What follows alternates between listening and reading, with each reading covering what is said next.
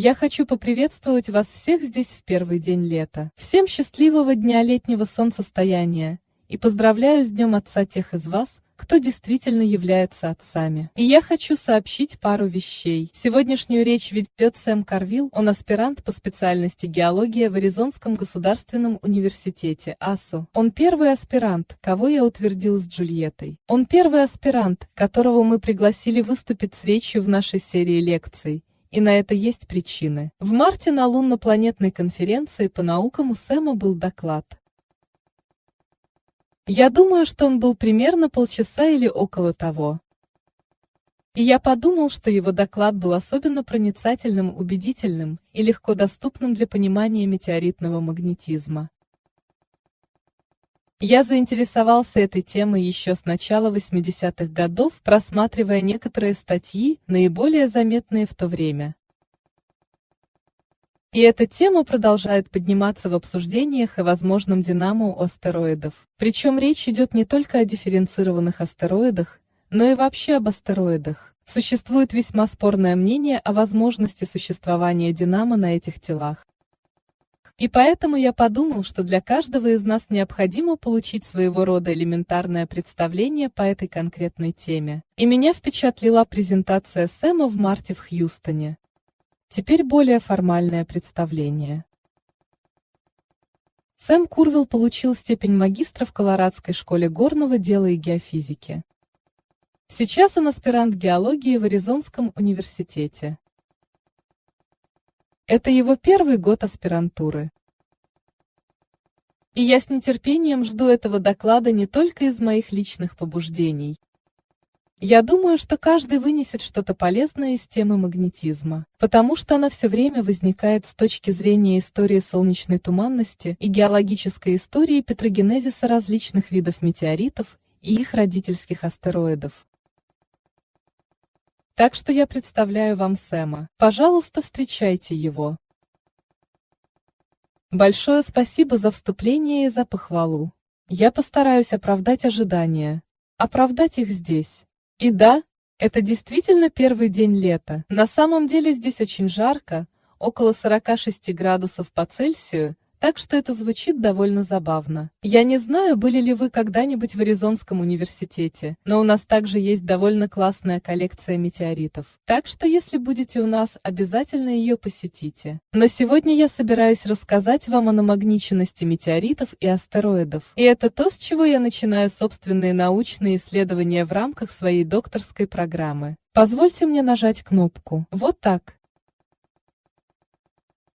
Я думаю, что вы все здесь увлечены метеоритами, верно? Камнями из космоса. И я представляю, как бы я провел ручное голосование вживую, но у нас сейчас видеоконференция. Так что я предположу, что некоторые из вас уже занимались поиском метеоритов. И если вы когда-либо искали метеориты, то, возможно, вы с собой брали магнит. Наверное, вы выходили на поиски в открытое поле, таская с собой магнит, чтобы посмотреть, что к нему прилипает. Потому что каменные метеориты, как и железные метеориты, очень магнитные. Они хорошо притягиваются к магниту. Это не безупречный метод, потому что на Земле есть много других камней, которые естественным образом являются магнитными. Но вы часто слышите, что метеориты хорошо магнитятся. Но на данный момент нам надо обозначить различие между материалом, который обладает магнитными свойствами, и самим магнитом. Так что вернемся в школу. Вот простая картинка постоянного магнита. Он имеет северные и южные полюсы и генерирует собственное магнитное поле. Магнитное поле притягивает другие металлические магнитные объекты к магниту. На самом деле вы не видите это магнитное поле. Но если вы положите постоянный магнит на лист бумаги с небольшим количеством железных опилок, то поскольку они магнитные, вы можете увидеть, как они, следуя магнитным силовым линиям, притягиваются к магниту. Так что просто чтобы уяснить этот момент, у меня есть здесь маленький постоянный магнит. У меня есть маленькая бутылочка с крошечным образцом железного метеорита. Железный метеорит хорошо магнитится, и поэтому он притягивается к магниту. У меня здесь также есть отвертка из стали. Она железная, а значит и магнитная. Поэтому магнит притягиваются к ней. Магнит имеет собственное магнитное поле, тогда как у метеорита или отвертки его нет. Поэтому метеорит или отвертка не притягиваются друг к другу. Они просто магнитны, но не являются магнитами. Суть в том, что у нас есть метеориты. Они магнитные, но не являются магнитами. Или все же являются? На самом деле оказывается, что некоторые метеориты сами по себе тоже магниты. И когда мы говорим об этом, мы имеем в виду, что они в какой-то момент были намагничены. Магниты не возникают самопроизвольно. Чтобы сделать кусок металла магнитом, его нужно намагнитить. Итак, у нас в университете есть метеорит, и кто-то положил его на лист бумаги с железными опилками. И как и с палочкой-магнитом, некоторые из железных опилок выстроились и расположились в соответствии с магнитным полем этого железного метеорита. Итак, в чем суть? Магниты достаточно распространены. Зачем нам волноваться, если некоторые метеориты являются магнитами? И дело в том, что, как я уже сказал, магниты не возникают самопроизвольно. Чтобы из объекта создать магнит, нужно намагнитить его извне. Как метеорит может стать магнитом? Существует несколько способов намагничивания объекта, и некоторые из них довольно просты. Например, если я возьму снова свою отвертку и пройдусь по ее кончику магнитом несколько раз, пусть это будет 10 раз. И таким образом отвертка намагнитится. Теперь отвертка стала магнитом. У меня есть небольшой гвоздик. Теперь он тоже магнит. Но дело в том, что мне пришлось намагничивать его другим магнитным полем. Это означает, что эти метеориты подверглись воздействию некоего магнитного поля в какой-то момент своей жизни.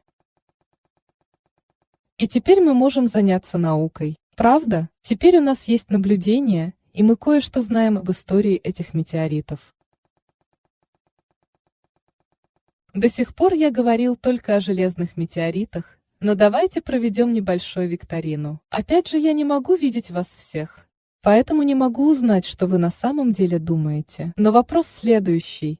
Какие типы метеоритов могут быть намагничены? Существует 3 вида метеоритов. У нас есть железные, каменно-железные, каменные метеориты. Какие из них, по вашему мнению, могут быть намагничены?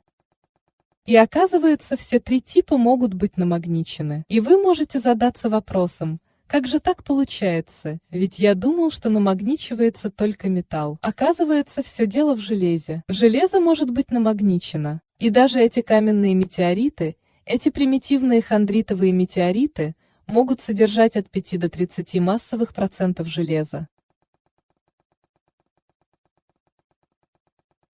Итак, теперь мы хотим знать, если они намагничиваются, где это происходит. Как это происходит? Важным допущением здесь является то, что эти метеориты выбиты с поверхности астероидов.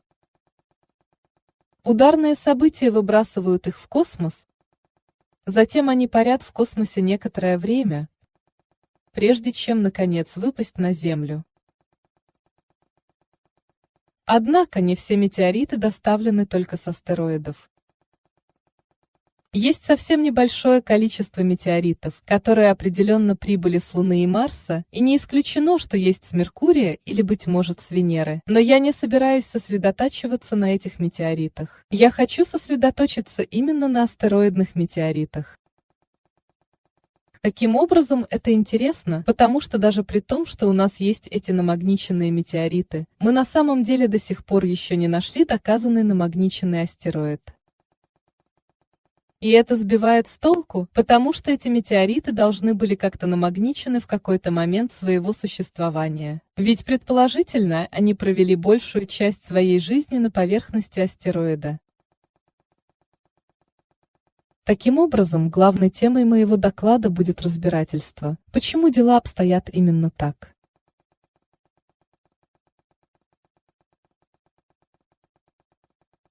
Давайте кратко опишем, что я собираюсь рассмотреть. Я начну с краткого обзора эволюции астероидов и метеоритов. Затем я собираюсь порассуждать о возможных процессах намагничивания метеоритов, которые могли произойти в их истории. А затем мы разберем вопрос, почему мы до сих пор еще не нашли намагниченный астероид. И я буду говорить о том, куда мы выслали и собираемся послать космические миссии в будущем. Хорошо. Начнем с эволюции астероидов и метеоритов в начале существования Солнечной системы. У нас есть много пыли и мелких частиц, хондр, которые, слипаясь вместе в комки, формировали первые твердые объекты в Солнечной системе.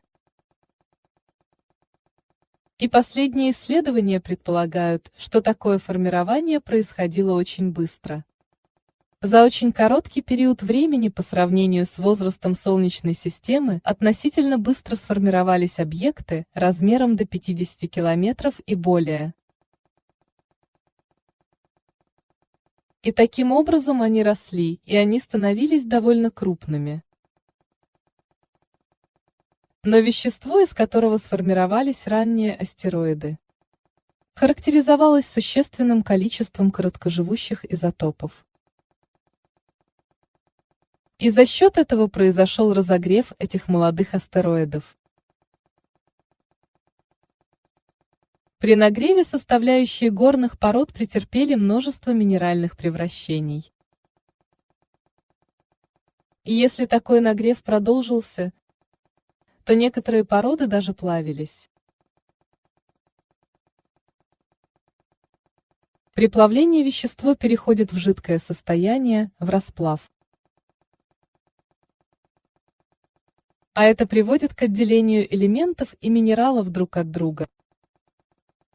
Таким образом, наиболее плотные жидкости стремятся переместиться к центру астероида, а менее плотное вещество стремится к поверхности. Этот процесс называется дифференциацией. И этот процесс приводит к формированию астероида с железным ядром по центру, а затем выше к образованию своего рода мантии и коры на самом верху. И большинство исследователей придерживаются этой концепции. Это ни в коем случае не единственное объяснение процессов, которые могли преобразовать ранние астероиды. Однако оно выглядит предпочтительным, так как согласуется с метеоритным веществом в наших коллекциях. Теперь о хондритах. Хондриты – каменные метеориты с очень примитивным веществом. Они очень примитивны. И таким образом они очень хорошо соответствуют объектам, которые, возможно, так и не подверглись дифференциации. В то же время у нас есть железные метеориты и железокаменные метеориты, которые очень хорошо соответствуют происхождению, скажем, ядра дифференцированного тела. Полоситы представляют собой смесь этих оливиновых кристаллов и железа. Их происхождение связывают с границей ядра и мантии. А хондриты – это каменные дифференцированные метеориты. Их происхождение связывают с корой дифференцированного тела. И как я ранее упомянул, все эти метеориты могут быть намагниченными, то есть в течение своей эволюции эти метеориты где-то подверглись воздействию внешнего магнитного поля. Здесь я, пожалуй, начну с хондритов. Так как же оказалось, что они попали в магнитное поле? И чтобы ответить, я собираюсь перейти ко второй части, к рассмотрению возможных процессов намагничивания. Начнем с хондритов. Прежде всего, это не все хондриты, но некоторая часть из них. Остаточная намагниченность была измерена в Л-хондритах, в углистых хондритах CM, CR и CV. И здесь возникает нюанс в изучении магнитных полей в этих намагниченных метеоритах, потому что они все намагничены не одинаково, что само по себе любопытно. Например, в Л-хондритах носителями намагниченности являются железные частицы в хондрах, тогда как в углистых хондритах CM это железосодержащие минералы в матрице, намагничен материал между хондрами. Таким образом, это представляет особый интерес. И существует несколько объяснений того, почему это происходит. Не хочу вдаваться в подробности, но по составляющим минералам можно провести датирование с помощью радиоизотопии. Мы можем определить возраст, когда, как мы полагаем, произошло намагничивание, и это произошло, вероятно, через 125 миллионов лет после образования тугоплавких кальциево-алюминиевых белых включений, момента, который в рамках этого доклада будет рассматриваться как точка отсчета возраста Солнечной системы. И возраст Солнечной системы оценивается в 4,5 миллиарда лет. И поэтому возраст в 125 миллионов лет по отношению к этому огромному промежутку времени рассматривается как очень молодой. Получается, они в основном были намагничены в самом начале существования Солнечной системы. Можно тогда задаться вопросом, что же произошло в самом начале существования Солнечной системы, как этот материал попал под действие сильного магнитного поля. Во-первых, Солнце само вырабатывает магнитное поле. Это происходит даже сейчас, ведь от Солнца исходит солнечный ветер, а ветер является носителем магнитного поля. Но на самом деле это поле не настолько сильное, чтобы что-нибудь намагнитить. Однако в прошлом, когда Солнце было еще молодым, оно выглядело примерно так, как показано на этой концептуальной драматической картинке. Молодая Солнечная система представляла собой туманность. Солнце было окружено гигантским газопылевым облаком, и это облако подвергалось намного более сильному магнитному полю, чем является солнечный ветер в наше время. Из этого облака формировались астероиды.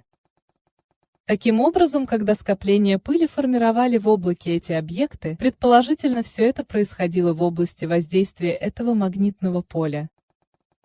И это сейчас наиболее популярное объяснение ранней намагниченности хондритов. Недавно вышла большая работа палеомагнитной группы Массачусетского института технологий MIT, где они попытались привязать намагниченные хондриты к истории событий для солнечной туманности. Итак, здесь нижняя ось – время, прошедшее с начала формирования Солнечной системы. А вертикальная ось показывает силу магнитного поля. На основе остаточной намагниченности в хондритах они определяют силу магнитного поля солнечной туманности. И у них вышло, что LL-хондриты и CM-хондриты довольно сильно намагничены. В работе показаны нижние пределы силы магнитного поля солнечной туманности. И по результатам палеомагнитных исследований метеоритов вышло, что в то время солнечная туманность имела довольно сильное магнитное поле. И это подняло новые вопросы. Быть может, именно эти сильные магнитные поля также могли сыграть ключевую роль в собирании материала при формировании этих тел. Это уже долгое время является объектом спекуляций.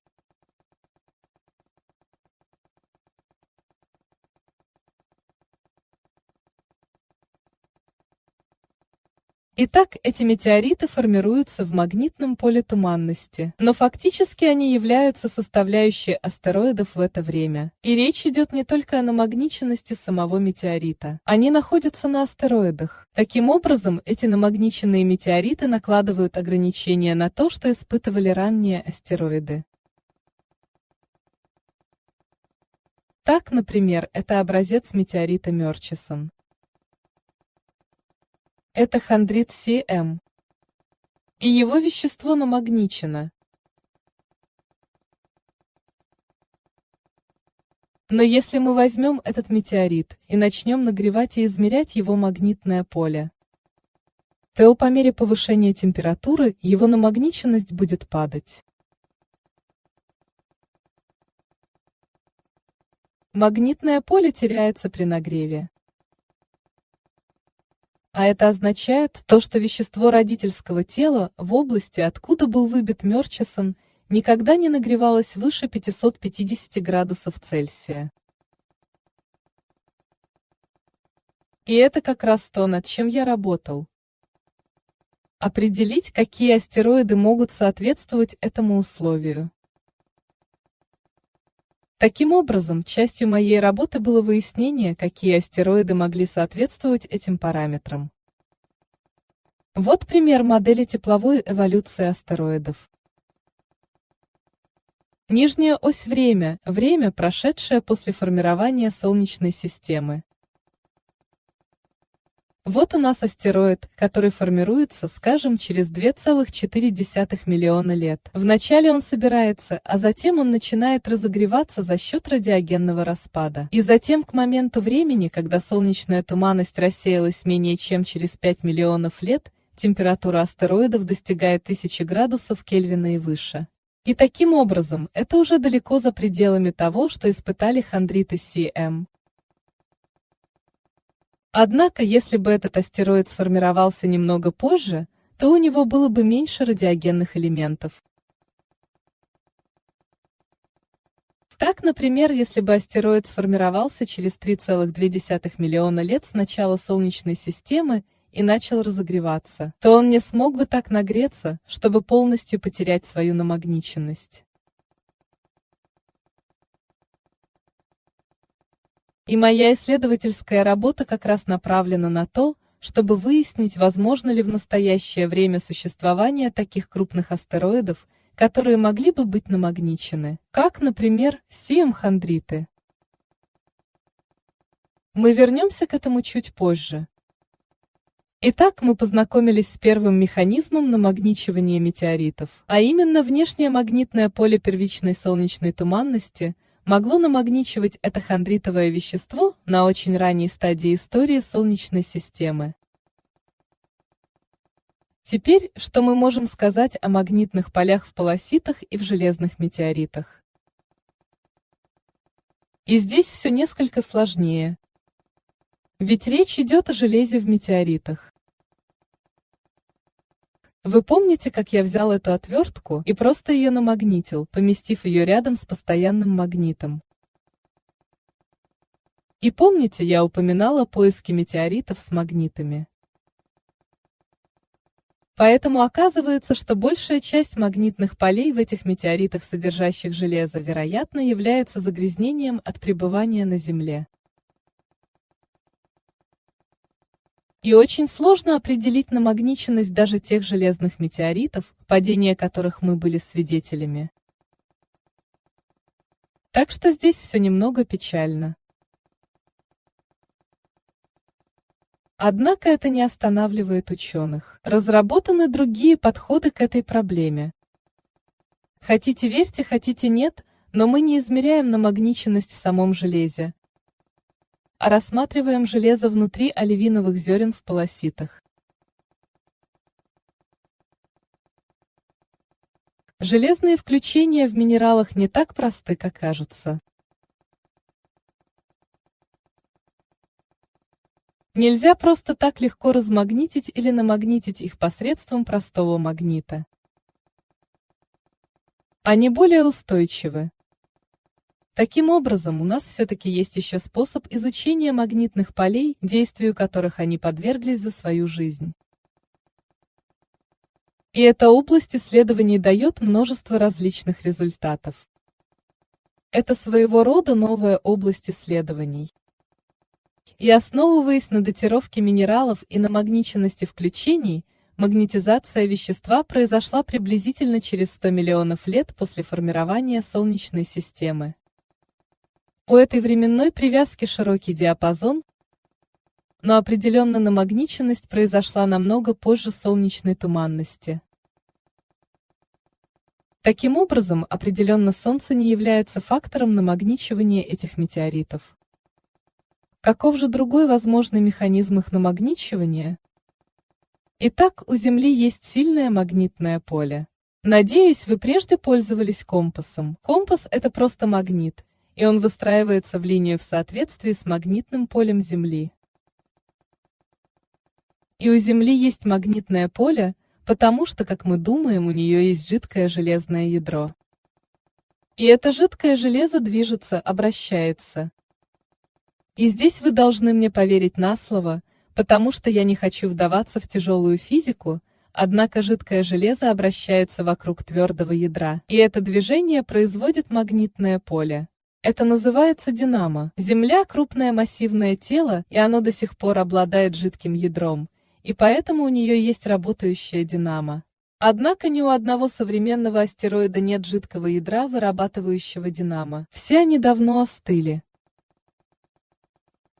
Но вспомним, что есть дифференцированные астероиды, а это значит, они в своей истории были разогреты и их вещество плавилось. И таким образом эти крупные, рано сформировавшиеся астероиды, вероятно, были достаточно разогреты, чтобы железо расплавилось.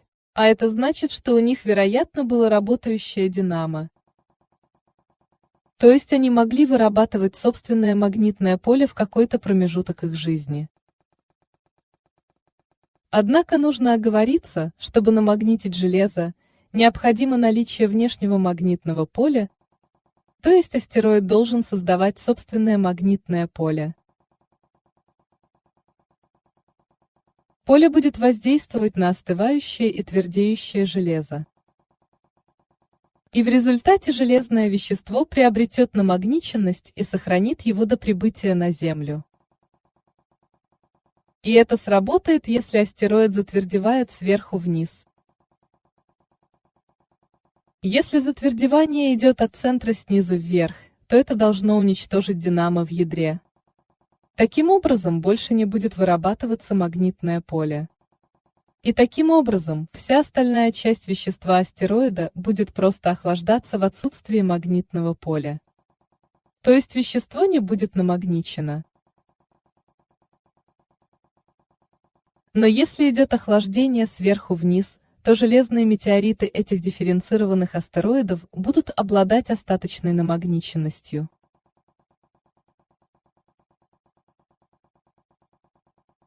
Есть дальнейшие оговорки.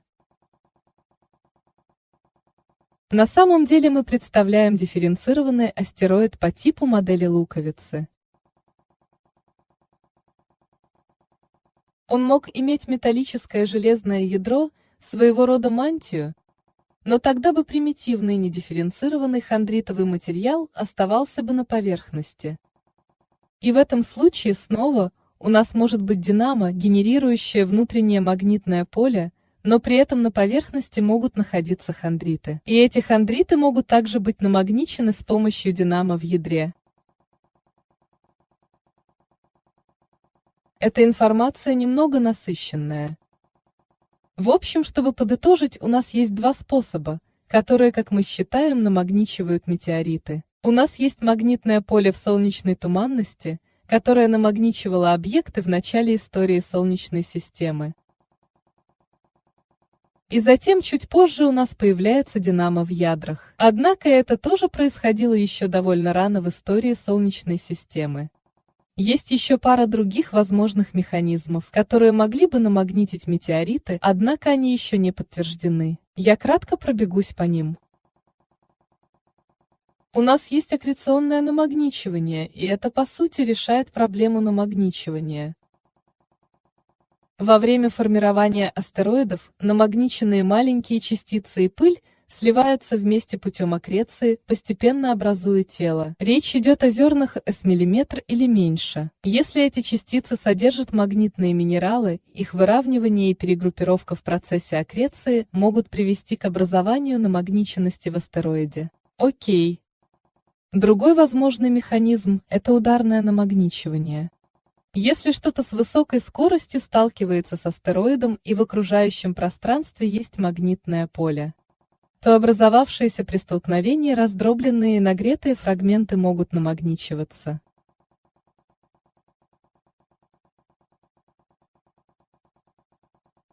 Были проведены лабораторные эксперименты, которые показали этот эффект, однако мы не можем быть полностью уверены, происходило ли это в реальных условиях или нет. У нас нет ни одного примера, подтверждающего ударную намагниченность метеоритов. Теперь, когда я рассмотрел механизмы и то, что мы предполагаем происходит с астероидами и метеоритами, я перейду к вопросу, почему мы до сих пор не нашли намагниченного астероида. Основная причина заключается в том, что мы просто еще не исследовали достаточно большое количество астероидов с помощью магнитометров. У нас не так много измерений. Вероятно, первой такой миссией был аппарат Галилео в 1991 году во время своего полета к Юпитеру. Космический аппарат Галилео был оснащен магнитометром. Это связано с целью этой миссии – системой Юпитера, где сильное магнитное поле имеет важное значение для научных исследований этой планеты.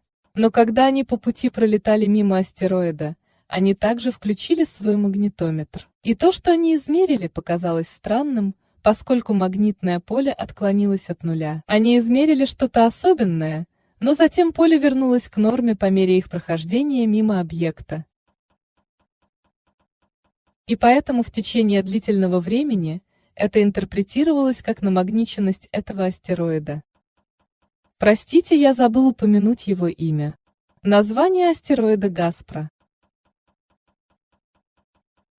Однако более современные исследования указывают на то, что это может быть объяснено и без магнетизации всего астероида. Можно также объяснить это как возмущение солнечного ветра каменным телом. Поэтому у нас нет уверенности, есть ли у Гаспра магнитное поле или нет. Окей. Совсем недавно в ходе миссии Хаябуса-2 на астероид Рюгу совершил мягкую посадку посадочный модуль «Маскот» с магнитометром. Однако он не зарегистрировал никакого магнитного поля. Это указывает на отсутствие намагниченности в дециметровом масштабе на астероиде Рюгу. Однако нам нужно подождать окончательный анализ образцов и посмотреть, подтверждаются ли эти измерения.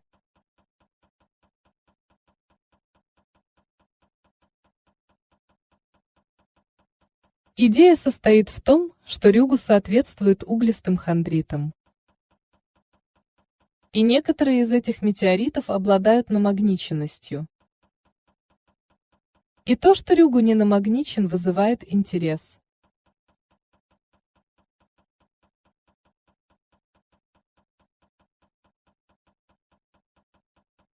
Нам надо будет посмотреть, с какими именно типами он совпадает.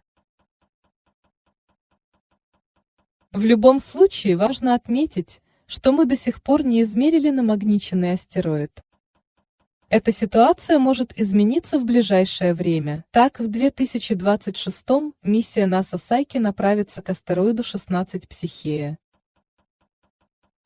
И мы полагаем, что в состав этого астероида входит много металла. Это может быть металлический астероид. Это первый металлический астероид, который мы посетим. Возможно, Психея – фрагмент от дифференцированного астероида.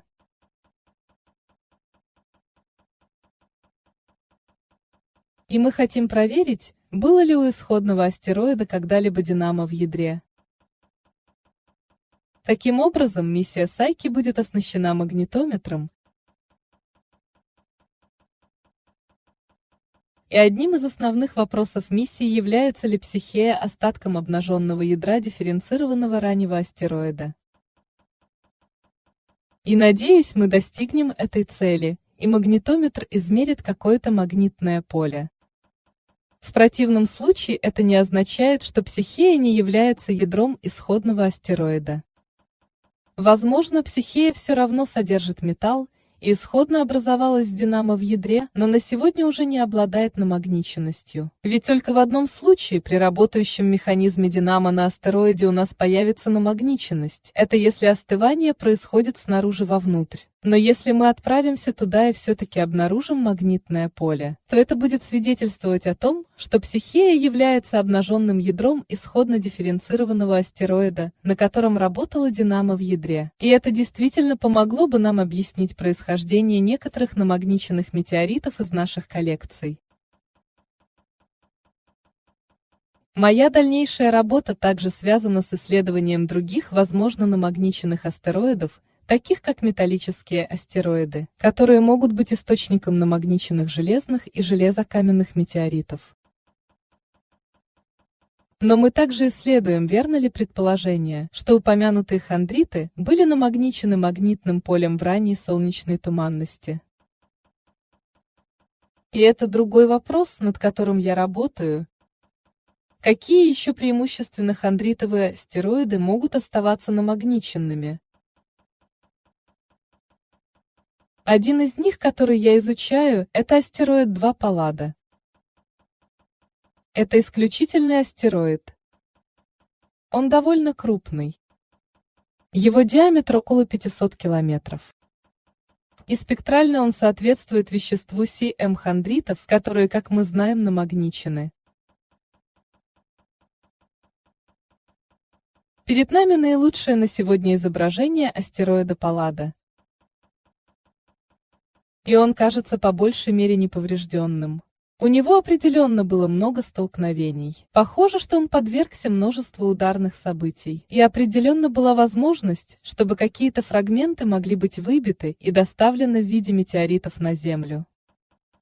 И я задаюсь вопросом, может ли Паллада быть настолько намагничена, чтобы мы смогли это обнаружить приборами космического корабля? Если мы слетаем туда и обнаружим магнитное поле, а также подтвердим, что это хондритовый астероид типа Cm, то это было бы сильным аргументом в пользу того, что намагничивание хондритов произошло в ранней солнечной туманности под действием сильного магнитного поля. И это накладывает целый ряд ограничений на историю формирования астероида 2 Паллада. И другое направление моих исследований – возможно ли вообще определить эту намагниченность с орбиты? И исследования показывают, что в идеальном случае, если астероид 2 Паллада сформировался бы приблизительно через 3,7 миллиона лет после формирования Солнечной системы, то это было бы то самое время, когда почти все вещество астероида подверглось бы воздействию магнитного поля солнечной туманности. Из этого следует, что все вещество астероида могло сохранить намагниченность, если он оставался целым в течение всей своей истории. На этом графике горизонтальная ось отображает время формирования, а вертикальная ось – размер объекта.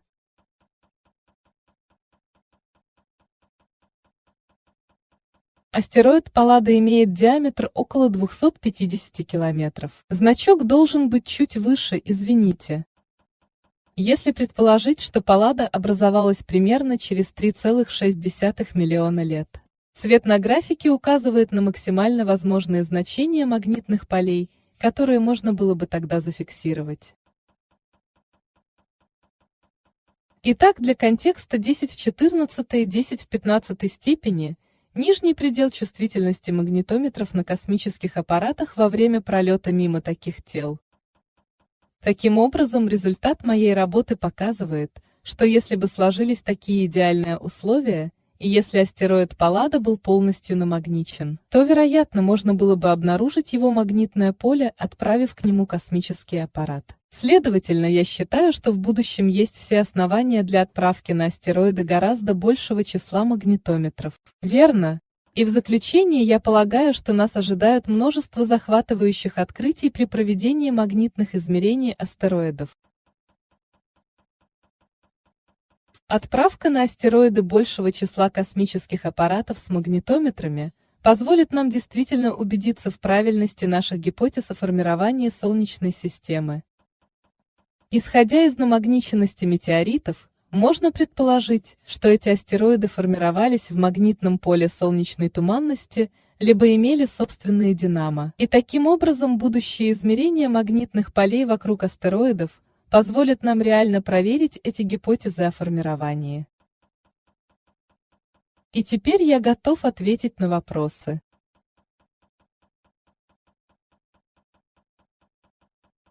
Давайте поблагодарим Сэма за его прекрасный доклад. У меня возникло приблизительно дюжина вопросов, но я попридержу их в настоящий момент. Сначала я позволю Джульетте озвучить уже поступившие вопросы. Не стесняйтесь, включайте свои микрофоны и задавайте вопросы, либо кидайте их в чат. У меня пока еще нет вопросов в чате. Ага, пошли. Какова ожидается сила магнитного поля Психеи? Да, на связи. Какова будет сила магнитного поля Психеи?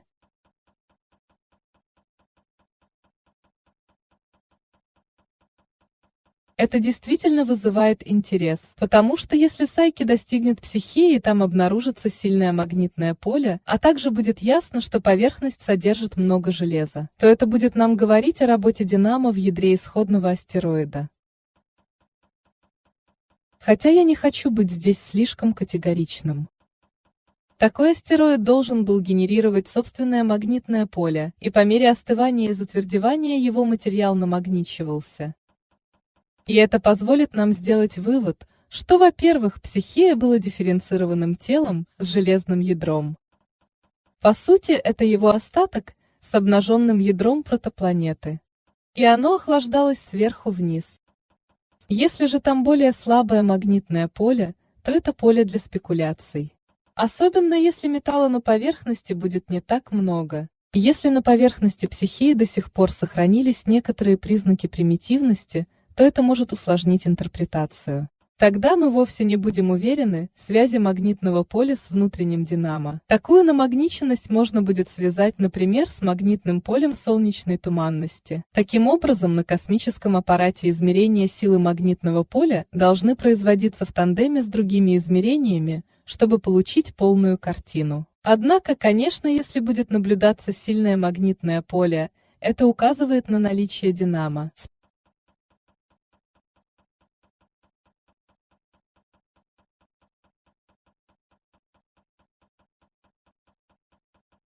Спасибо.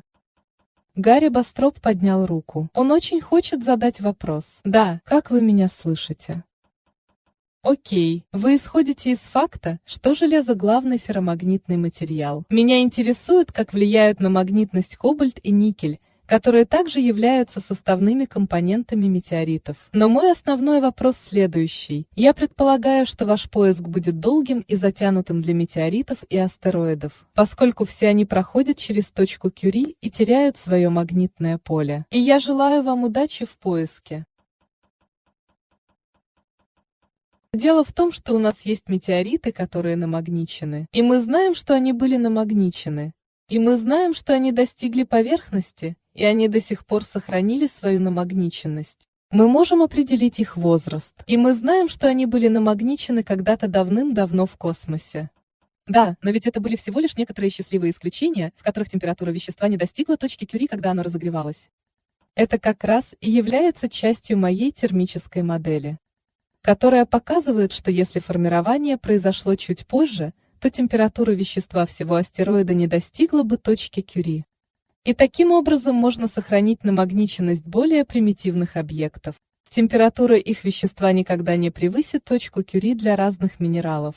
На самом деле у нас есть несколько различных минералов, на которые мы обращаем внимание. Например, в хондритах Cm присутствуют магнетит и пиратин, а у них ограничения даже строже, чем у никелистого железа. Для пиратина, например, точка Кюри около 300 градусов Цельсия. Однако, если такие астероиды формируются в нужное время, то эта температура так и не будет достигнута. Окей, таким образом в вашей работе вы учитываете тот факт, что может быть больше железа по сравнению с никелем или кобальтом, и это влияет на вероятность обнаружения магнитного поля. Но это немного сложно, потому что когда я упоминаю об этом, речь идет о магнитных свойствах. Когда мы изучаем эти намагниченные метеориты, мы знаем, что находится внутри их. Что именно намагничивается? И это либо никелистое железо, либо железосодержащие минералы, которые являются носителями намагниченности. Как правило, это магнетит, пиратин или металлическое никелистое железо. Окей, но, конечно, есть и другие минералы, которые могут быть намагничены. Но им не придается значения в этих метеоритах. Из-за их количества? Да, как правило, их совсем мало. Ясно? Окей, спасибо. Позвольте теперь мне вмешаться и задать первую серию вопросов. Вы упомянули, что хондриты имеют намагниченность, и их хондры, вероятно, получили свою намагниченность при охлаждении до температуры ниже точки Кюри перед самой аккрецией астероида. Да, абсолютно верно. Именно в этом промежутке. Продолжайте, извините. И это получается совсем другая ситуация, чем магнетит и пиратин, образовавшихся в результате водного изменения уже на родительском теле углистых хондритов. Да, абсолютно верно. В случае этих хондритов мы знаем, что они намагничены до того момента, как они достигли Земли, потому что у всех этих хондр намагниченность разнонаправлена. Но в пределах каждой хондры они намагничены однообразно. Но у двух соседних хондр намагниченность разнонаправлена. И мы полагаем, что они были намагничены еще до того момента, как они оказались вместе в скоплении. До того, как они объединились в единое тело. И это указывает нам на то, что хондры были намагничены до образования астероида. Интересно, есть аналогии с этим. В инстатитовой брекче Эбби имеются различные классы хондр, ориентированные в разных направлениях. О да. И я нахожу это очень интересным. Последний вопрос на данный момент. Проверяли ли вы наличие корреляции между степенью водного изменения хондритов СМ и интенсивностью магнитного поля, которое они испытали? О да, лично я этого не делал, но есть работа, которую я процитировал. Я думаю, что это Карн Ди и других за 2015 год. В этой статье показаны палеомагнитные результаты изучения хондритов СМ. И да, я уверен, они проводят такое обсуждение степени водного изменения. Но проблема в том, что на самом деле они измерили только 6 или 5 различных образцов хондритов СМ, что мало. Поэтому я полагаю, что нужно больше измерений. Так что это может быть возможным направлением для более тщательного изучения. И да, конечно, должна быть какая-то корреляция. Извините за неоднозначный ответ. Позвольте мне задать еще вопрос, а потом я обратно передам слово Джулии. Существует ли вероятность того, что Паллада находится ли в области, откуда можно было бы ожидать распространения хондритов СМ в Солнечной системе? Это не относится к моей области экспертизы. Если это не так, то, вероятно, вы идете по неверному пути, поскольку СМ-хондритов существует очень много. Отличная точка зрения. Это отличная точка зрения. Я считаю, что это обсуждалось в той статье, которую я привел ранее, где утверждается, что Паллада спектрально сходна с хондритами СМ. Они не утверждают, что это именно так и есть. Но если Паллада находится не вблизи резонанса, то, наверное, это правильно. Я на самом деле не знаю точного ответа, так что мне придется проверить это самостоятельно, потому что это действительно важный момент, и я определенно должен изучить это. Потому что если это неверно, то это большая проблема. Я знаю, что существует целое семейство объектов типа Паллады, например, астероид Фейтон 3200. О да. Место, где находится этот астероид, довольно далеко от Паллады, не правда ли? Да, это отличный вопрос. Думаю, что я скажу, что мне нужно будет еще разобраться. Спасибо, что подняли этот вопрос. Окей, теперь передаю слово Джульетте. Да, у нас есть еще несколько поступивших вопросов. Насколько сильно меняется исходная намагниченность метеорита, если сборщик использует магнит для поиска или проверки? Как я могу продемонстрировать с помощью моего небольшого магнитика? Ее вы можете изменить в значительной степени. Если оценивать это воздействие, то вы не сможете получить достоверные научные результаты из этого. Так что в случае, например, железных метеоритов в большом масштабе нет способов быть уверенным, что они не подверглись воздействию магнитного поля Земли. И да, как сборщик, если вы используете магнит, вы, вероятно, разрушаете любую намагниченность, и идет потеря научной ценности с точки зрения намагниченности. Но, как всегда, есть оговорки и в этом случае. Появились новые методы, которые мы можем использовать, например, рентгеновский микроскоп. С его помощью можно рассматривать отдельные изолированные зерна в железном метеорите.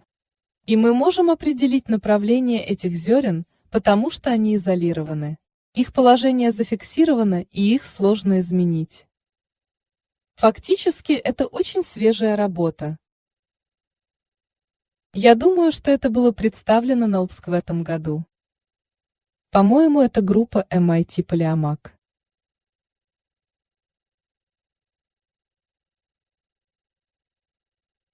«Привет», — говорит Минди Узалу. «Ничего, если я добавлю?» «Да, продолжай, Мэнди». Джером. Я, наверное, исковеркаю его фамилию, так как не знаю, как правильно произносится. Когда я его навестил в Exxon Solvents, он много работал над палеомагнетизмом. И в конечном итоге он сотрудничал с компанией из Франции, чтобы создать довольно недорогое устройство, которое фактически проверяет магнитную восприимчивость.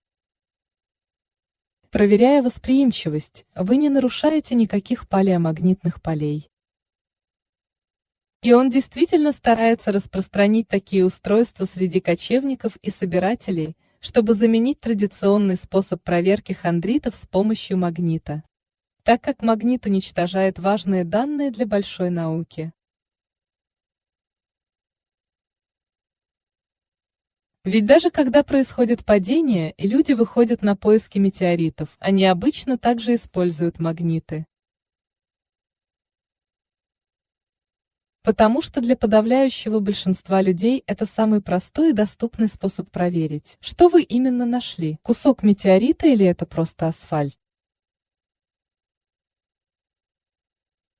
В общем, для всех тех, кто занимается научными исследованиями, связанными с намагниченностью, если у вас есть предложение снизить стоимость подобных устройств, то это, вероятно, всем бы сильно помогло.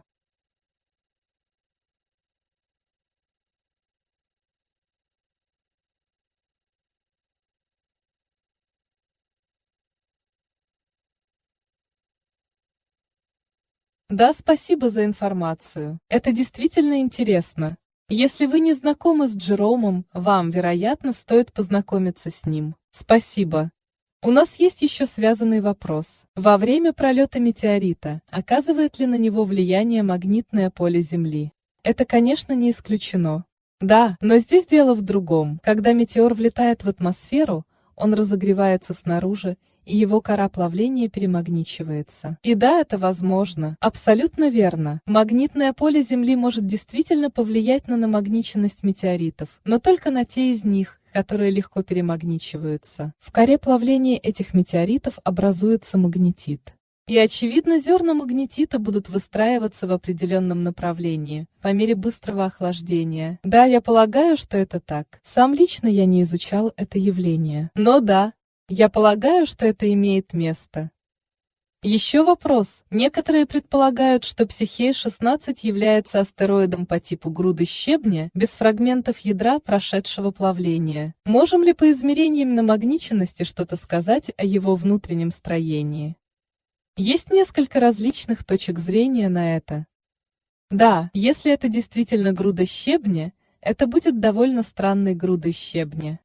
Потому что, судя по радиолокационным измерениям, мы все еще полагаем, что в астероиде содержится значительное количество металла. Таким образом, это будет довольно необычной грудой щебня. Но да, если мы обнаружим магнитное поле у астероида, то это многое нам расскажет о его составе и его прошлом. Даже если мы не обнаружим магнитного поля, все равно у нас есть шанс. Я не знаю, кто в настоящее время работает над этим, но с помощью магнитных измерений можно получить информацию о внутренней структуре. Поскольку солнечный ветер создает магнитное поле, а это поле будет взаимодействовать с Психеей-16. И если Психея-16, как мы предполагаем на основе телескопических наблюдений, действительно содержит значительное количество металла, то она будет обладать проводящими свойствами. А это означает, что она будет усиливать солнечный ветер. Таким образом будет происходить взаимодействие солнечного ветра с Психеей. И, возможно, есть способ изучить это взаимодействие по отклонению солнечного ветра. И по нему можно выявить характеристики внутреннего строения Психеи. Я на самом деле не знаю, кто в настоящее время работает над этим, но здесь есть потенциал для исследования. Позвольте мне задать еще один дополнительный вопрос. Можете ли вы объяснить немного подробнее, почему, по вашему мнению, астероиды должны кристаллизоваться сверху вниз? Причина, по которой я спрашиваю об этом, заключается в том, что Джон Вассон всегда считал, что железо кристаллизуется изнутри наружу. Потому что, как он полагает, что даже если железо кристаллизовалось снаружи вовнутрь, кристаллизованный металл перемещался бы в центр, тем самым образовывая ядро. И после этого кристаллизация шла бы изнутри наружу. Вы полагаете, что намагничивание железа исключает такой вариант? Это очень хороший вопрос. И на него трудно уверенно ответить. У меня нет определенного мнения на этот счет, так как у меня пока недостаточно полные знания о процессе. Однако я могу сказать следующее. Я знаю, что если работа динамо-механизма намагничивает эти объекты, которые начинают затвердевать, то если бы сначала затвердевал центр, это привело бы к преждевременному отключению работы динамо. А если динамо выключится, и железо снаружи еще расплавленное, то оно не приобретет магнитное поле. Но у Земли есть динамо, и у нее есть твердое внутреннее ядро. Да, правильно, но кроме этого у нее есть конвектирующее расплавленное железо. Почему бы астероиду, претерпевшему дифференциацию, не кристаллизоваться изнутри наружу, начиная с внутреннего ядра и далее продолжаясь в сторону конвектирующей жидкой железной оболочки? Это на самом деле отличная мысль, и теперь я задаюсь вопросом, почему это не обсуждалось. Так что это хорошая мысль. Мне кажется, что это имеет смысл. Окей, нельзя полностью исключать такую возможность. Верно. Я опираюсь на работу Линди Элкинстона и Бена Уайса по миссии к Психее. Они предполагают, что кристаллизация может происходить как изнутри наружу, так и снаружи вовнутрь.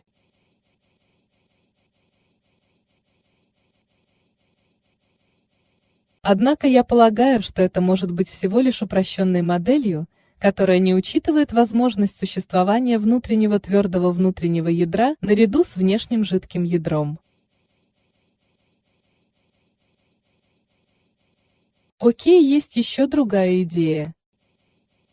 Есть тепловое динамо, а также идея композиционного конвекционного динамо. Так что это может более точно соответствовать тому, о чем вы говорите, что что-то затвердевает, затем объекты опускаются и тем самым вызывают перемешивание. Таким образом, можно получить композиционное динамо из-за движения объектов внутри жидкости и конвекции. И да, есть такие работы, которые объясняют, как такой механизм приводит к возникновению магнитного поля.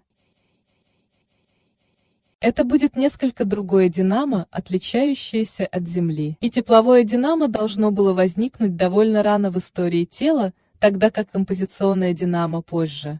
И у этой идеи есть основания. Прежде чем кто-то, например, Эд Скотт, возразит мне, я просто хочу отметить, что есть и другие модели кристаллизации железа. Например, дендриты, распространяющиеся снаружи вовнутрь, и другие подобные гипотезы. Я просто хочу сказать, что все немного сложнее. Окей, я попридержу свои другие вопросы на некоторое время.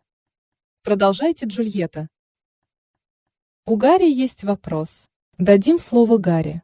Спасибо. Это также может быть связано с вопросом Алана. Я полагаю, что если у астероида будет активная динамо, то по мере охлаждения изнутри или снаружи будут наблюдаться изменения в магнитном поле, по мере прохождения температуры каждого слоя через точку Кюри. И тогда можно будет увидеть сдвиг в значениях намагниченности или какие-то определенные изменения. Так что если рассматривать эту концепцию структуры анатомии астероида, то можно зафиксировать различные ориентации в магнитном поле, которые указывают на его постепенное охлаждение.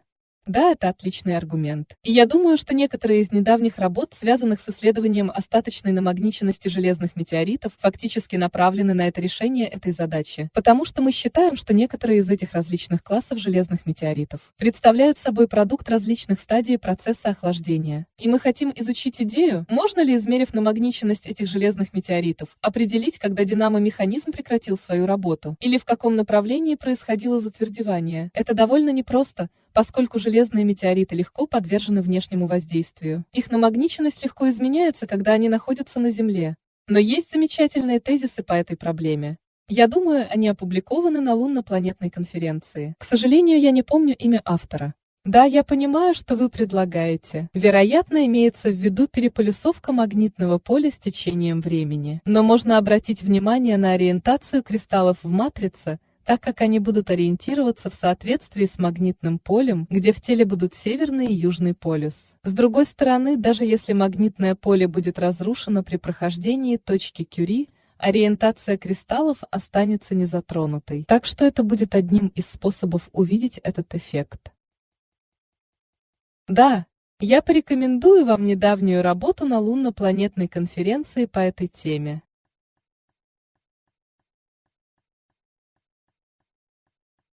Окей, в любом случае это все еще очень свежие исследования, в которых надо как следует разобраться. Благодарю.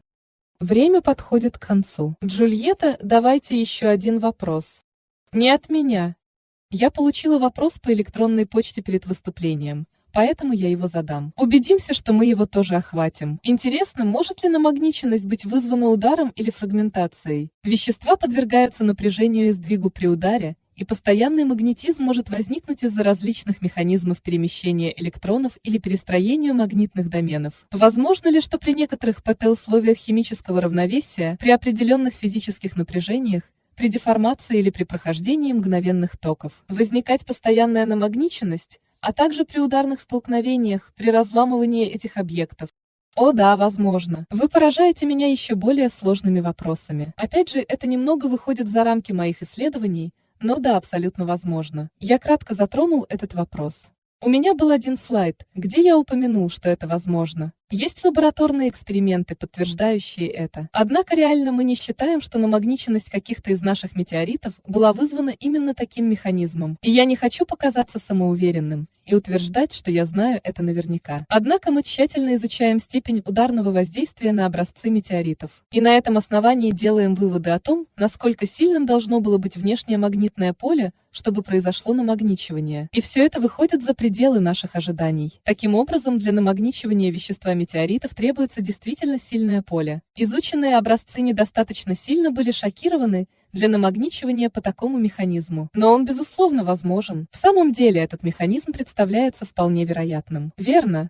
И это кажется достаточно простым объяснением для возникновения намагниченности. Так что я, конечно, не удивлюсь, если мы когда-нибудь найдем такие образцы, намагниченные по этим механизму. Фил Блант отстаивает эту идею уже некоторое время, насколько я знаю. Кроме того, стоит отметить, что некоторые метеориты кажутся ударно преобразованные. Но затем в результате термальной обработки они становятся менее шокированными, чем они были изначально. Так что это, возможно, более правдоподобное объяснение. Это весьма возможно. Надеюсь, что это не так, потому что это сделало бы мои исследования менее интересными. Я думаю, что в данном случае это довольно очевидно. Но позвольте мне задать вам последний вопрос. Возможно ли отминусовать земное магнитное поле, чтобы вернуться к другому полю? Я помню, что Фрэнк Пресс говорил об этом в отношении некоторых пород, которые были загрязнены некоторыми земными породами. Он смог устранить некоторое магнитное поле, чтобы вернуться к первоначальному магнитному полю, в котором они были намагничены. Окей, можете ли повторить вопрос? Существует ли способ, например, путем повышения температуры, чтобы избавиться от магнитного поля, которым образец был загрязнен, чтобы вернуться к первоначальному магнитному полю? Что вы можете сделать, так это использовать сильное магнитное поле и очень часто его менять. Таким образом вы размагничиваете то, что вы называете естественной остаточной намагниченностью с низкой коэрцитивностью. Таким образом вы ее стираете. Но высокая коэрцитивность, более стабильная намагниченность, то, что могло сохраниться дольше, будет предположительно сохранена в каких-то определенных фазах. Да.